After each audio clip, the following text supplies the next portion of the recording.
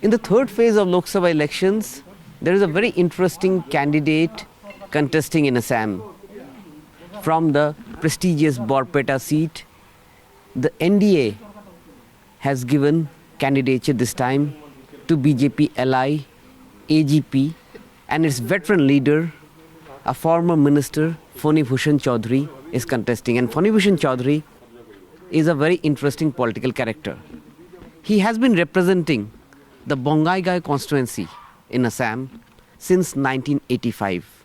A 8-time straight MLA, a man who is known for his simple living, and a man who is known to be a leader of the common man. Joining us at this moment is Phoni Bhushan Chaudhary. Phoni दा 8 बार के MLA हैं आप बंगाईगांव से, 1985 से अभी तक कभी हारे नहीं हैं. पहली बार विधानसभा के क्षेत्र से निकल के और भी बड़ा क्षेत्र पार्लियामेंट की लड़ाई में हैं इस बार आप बरपेटा से. क्या उम्मीदें हैं?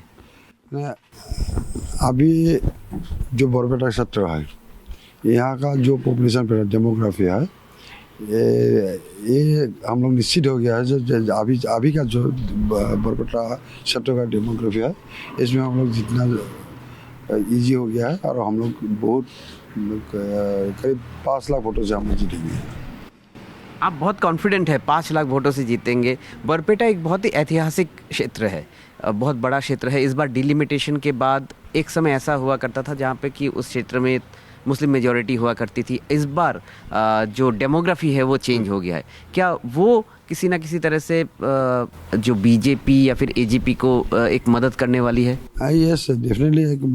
अभी जो आफ्टर डिलिमिटेशन बरपेटा स्पीसी का जो पॉपुलेशन डेमोग्राफी है, उसमें 12 लाख प्लस हिंदू वोटर्स है and 7 lakh plus Muslim voter है यहाँ. इसलिए अभी यहाँ एजीपी और बीजेपी को यहाँ ये सीट बहुत इजी हो गया जीतने के लिए. और ये जो चरण है, ये जो थर्ड फेज़ है, ये थर्ड फेज़ बहुत महत्वपूर्ण है एनडीए के लिए, क्योंकि अगर हम आंकड़ों की बात करें तो पिछली बार एनडीए को 14 में 9 सीट मिले, मगर 9 जो सांसद चुन के गए सब बीजेपी से थे. इस बार इस फेज़ में जो बीजेपी की सहयोगी पार्टी है, जैसे आपकी एजीपी रही या फिर यूपीपीएल रही, आप लोगों के लिए एक बहुत बड़ा टेस्ट है कि आप किस तरह से एनडीए में कंट्रीब्यूट कर सकते हैं. नहीं, देखिए, हम लोग अभी असम पे हम लोग 2 सीट में लड़ रहे हैं. एक Barpeta, the other one is Dhubri. Right now we are very much confident that we are winning this Borpeta local association by a margin of minimum 5 lakhs. We are very much confident.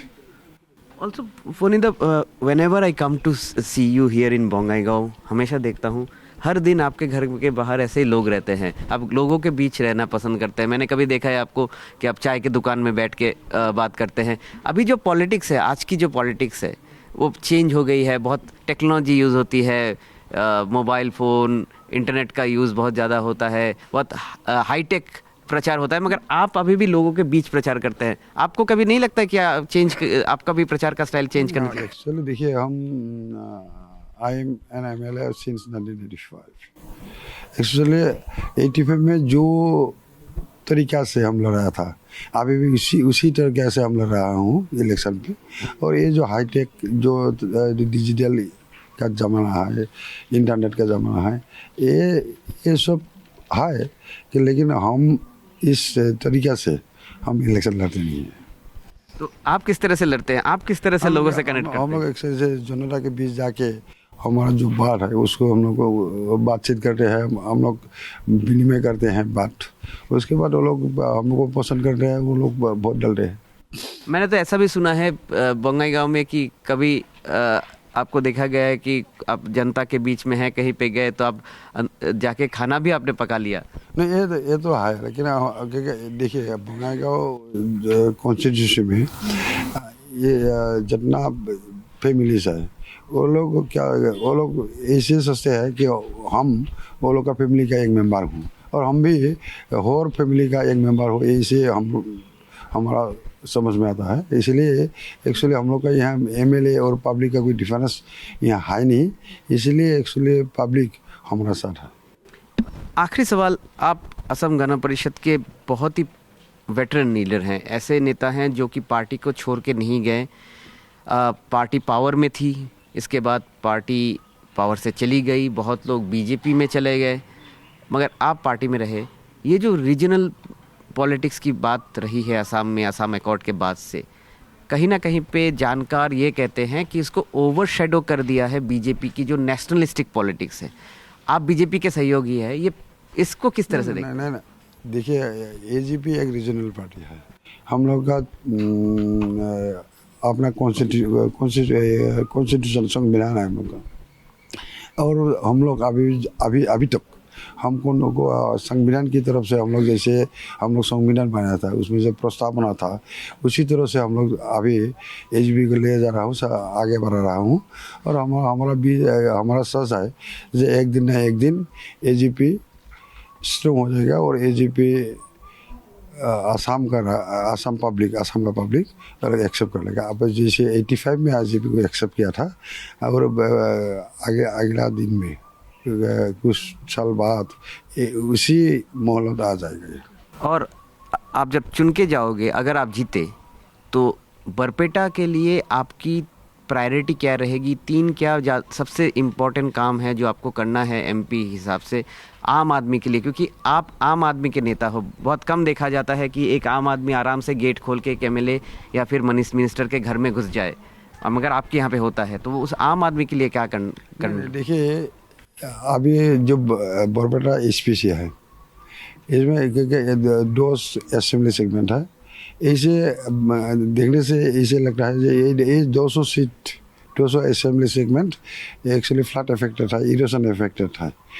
एक तो हमारा सोच है, हमारा चिंता है कि ये जो फ्लड और इरोशन इफेक्ट का जो प्रॉब्लम हम बरपेटा एसपीसी के लोगों ने भोग रहा है, उसको हमको किसी तरह उसको कंट्रोल करना होगा, किसी तरह